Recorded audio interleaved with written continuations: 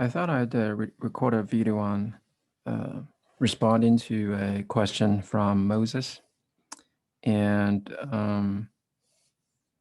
it's just kind of a for everyone's sake. I just kind of say a few words. If you run a command, you encounter an error.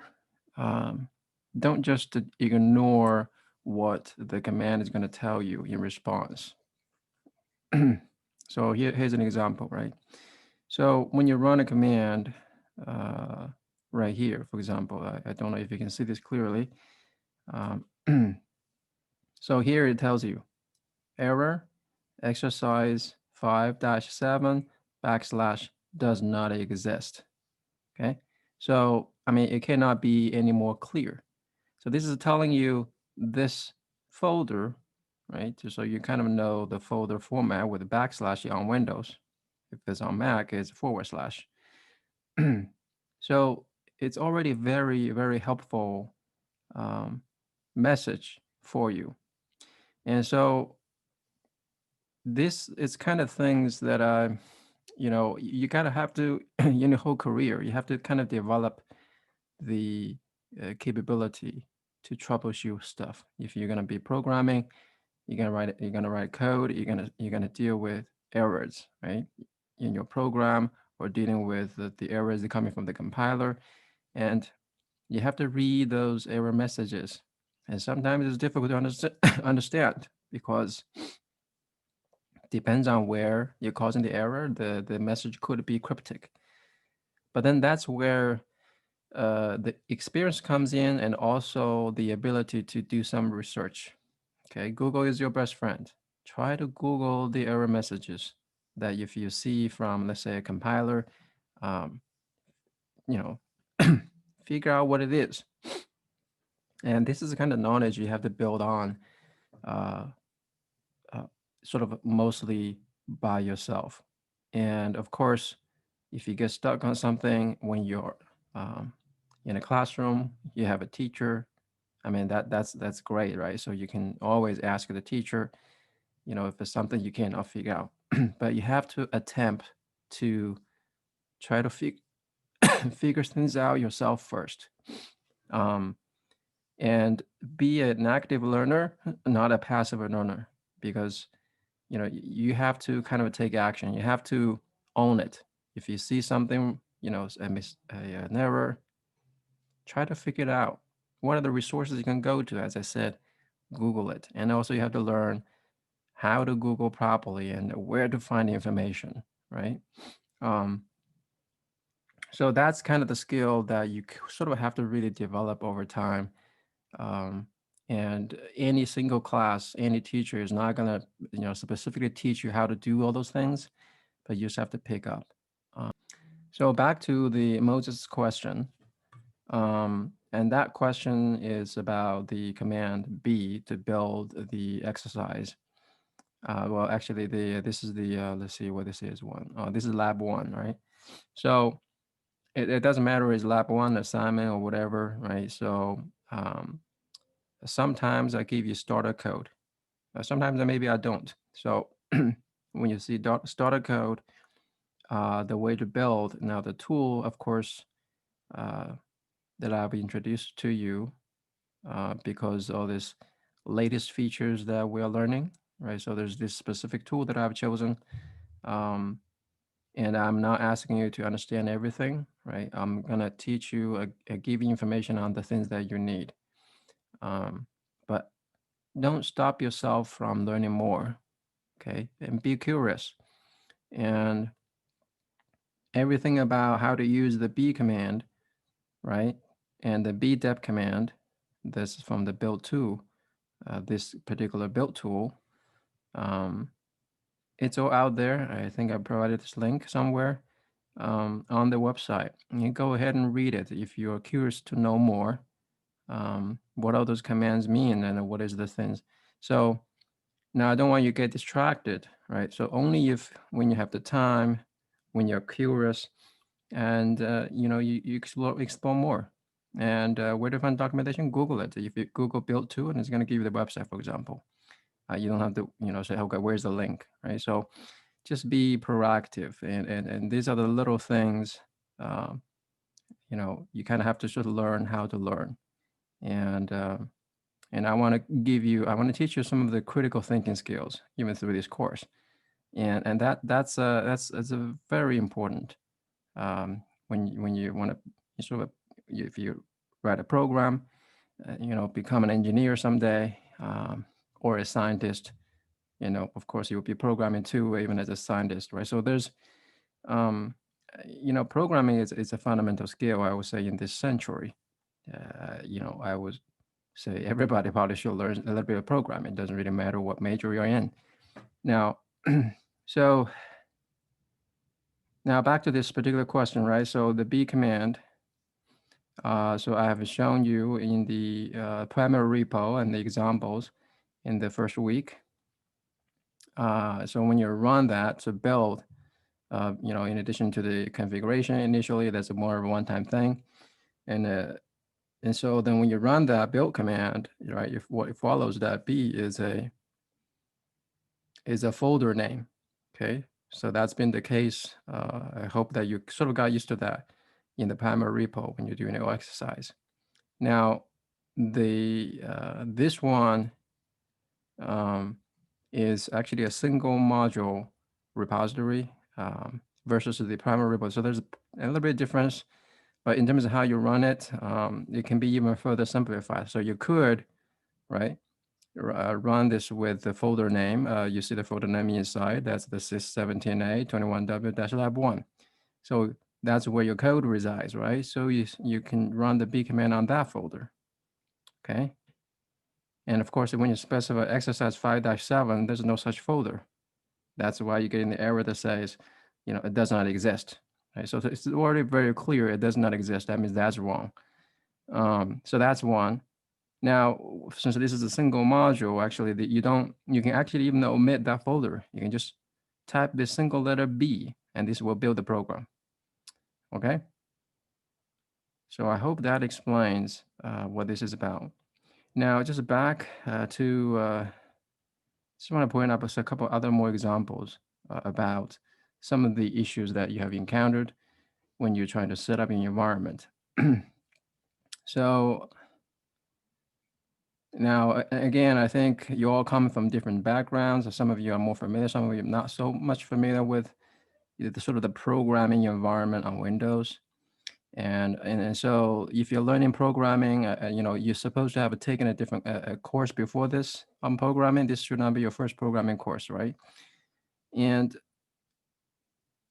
you have to kind of get your computer ready for programming. And so the stuff that I, ask you to do to get the things ready, in addition, actually, except the new tool that I ask you to install, you should pretty much have most of the things already in place. And actually, if you're not taking a course on programming, you should be even programming also on the side. Just do something, keep up. This is not something you think about learning. This is a programming language. Think about you learning a natural language. You speak, let's say, learn Spanish or French. Let's say, let's say it's your second language. If you take a course on that language and then you don't practice at all, after that course is finished, what do you think is going to happen? You're going to forget it, right?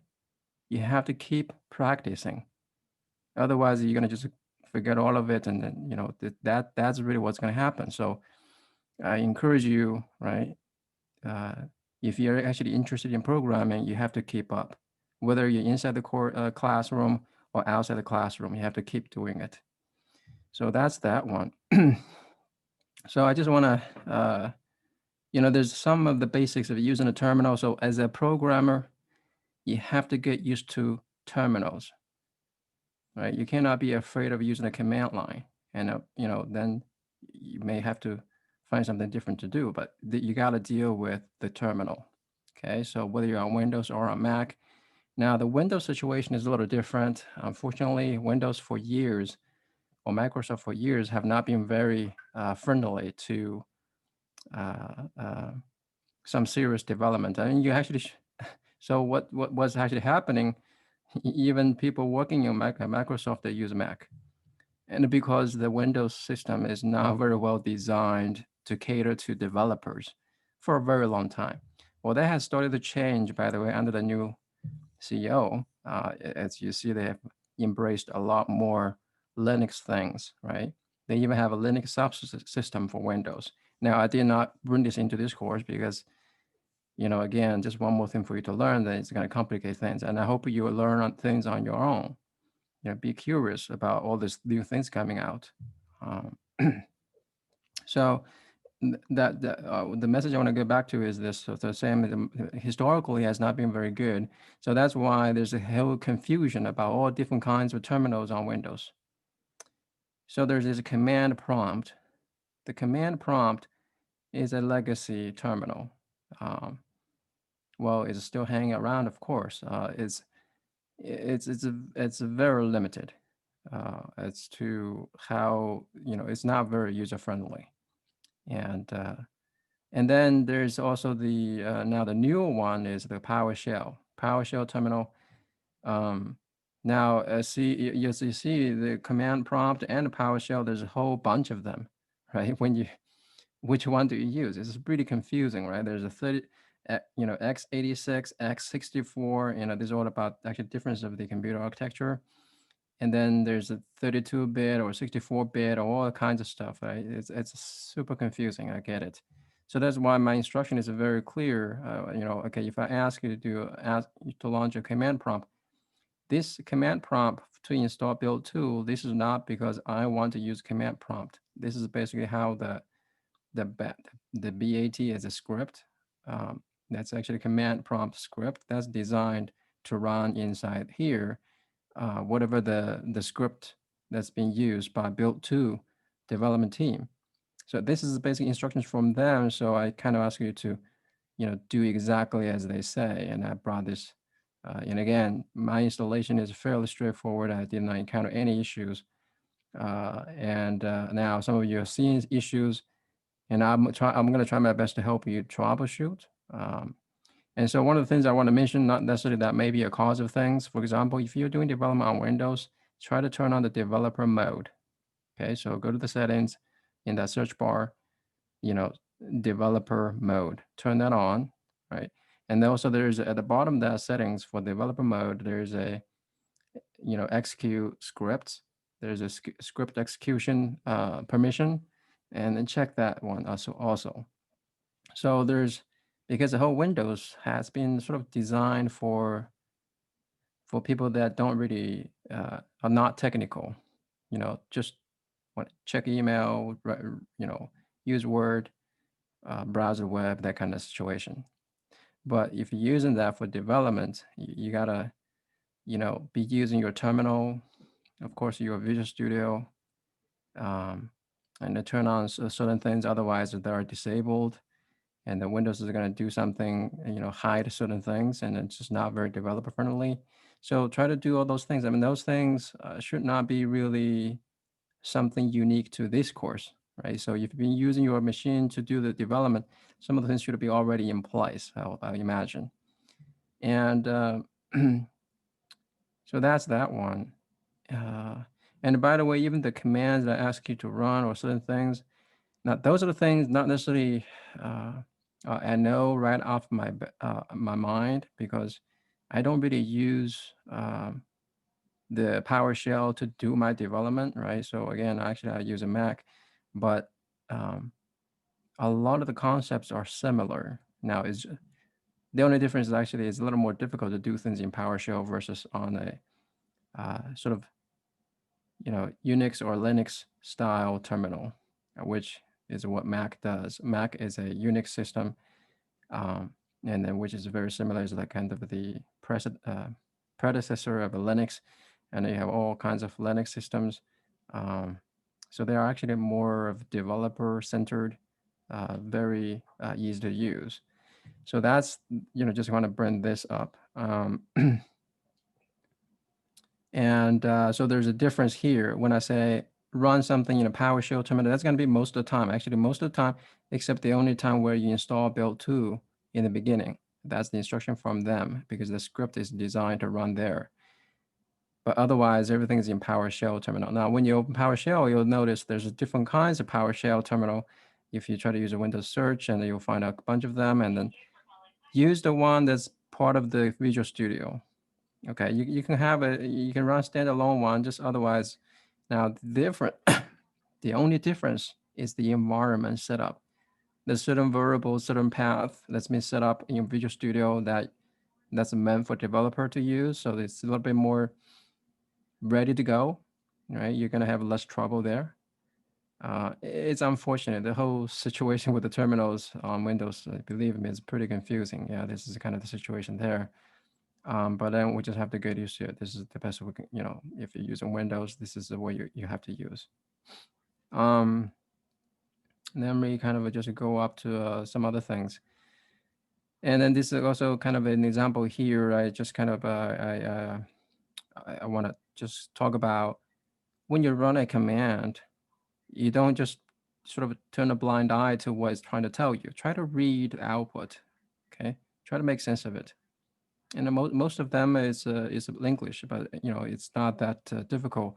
But again, some of the things maybe you don't understand, that's okay. But they should be able to, and again, this is the ability you have to develop to spot errors. If your command failed, you don't proceed to the next command, because this one failed. What's the point of proceeding? Thinking about your program, if one statement failed, I mean, there's no point in executing further, because certain things that needs to happen that did not happen, right? So of course everything else afterwards is going to fail for the pretty much. So this is another example where it actually tells you something. Then you should know what this actually is trying to say, to tell you. Most of the time, you'll make sense out of it, right? Even if you don't know what to do to address the situation, you should actually know, what it's trying to tell you. Try to read the message. So here's another error, right? So fatal destination path GCC already exists. I mean, this is a fairly clear. Again, it all depends on the developer of the tool to give you the proper messages. That's something that's understandable. But again, most of the time they try to be helpful, right? The messages. What else?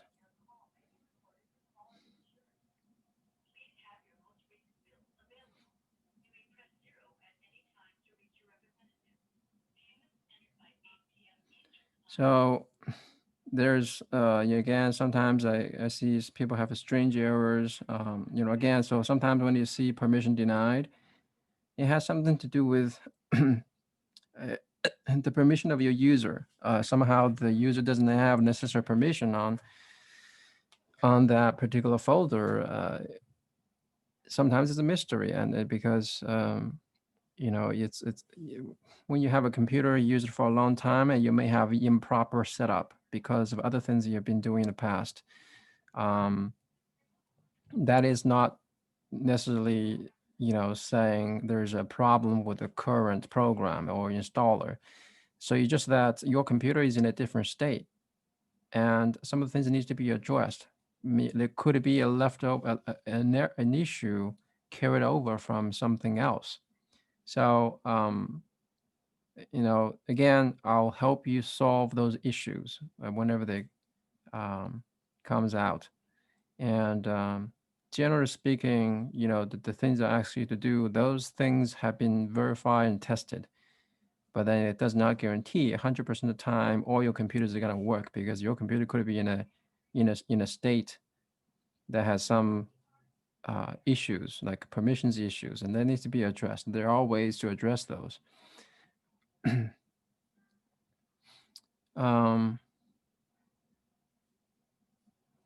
Yeah, that's all I want to mention. I want to just kind of talk about, a couple things in the forum. I see sort of a common theme of, again, some of you are not very familiar with using terminal. That is fine if this is your first time ever to use a terminal, and then everything has a first time. So now just get used to it. You do not fear terminal. This is something you have to use for most of your developer sort of a time. If you're right, if you're programming, um, it's just something that you have to learn. I'm sort of telling you from my experience. This is if you only can program living inside a Visual Studio, everything is sort of graphical based.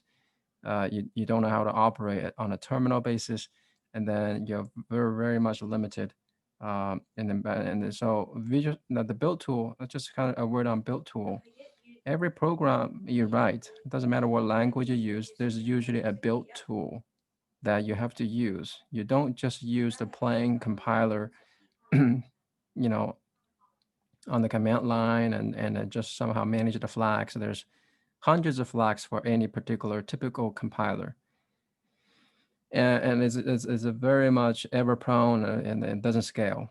Okay, so usually there's always a build tool. Either that build tool is part of that same ecosystem from whoever provided that language, or that build tool is by a third party or open source or whatever.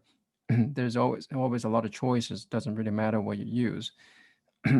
So if you're learning a language, you should learn the build tools around that language that sort of helps you manage your project, manage the build process, manage the releases, there's a lot of things that happen with engineering that you're necessarily not concerned with as a student at this point, um, but you should be at least familiar, just at least know what they are. Um, when you start working on a team or working or in a company, all those things probably you'll learn. But yeah, there's a reason for why we have a build tool. Okay, so I don't necessarily need you to master how to use those things, but it just I give you the bare minimum to get started. And again, if you're curious, then you learn a lot more by yourself, experiment. Uh, so yeah, that's my message for you. I hope that's helpful. All right. Okay. Bye.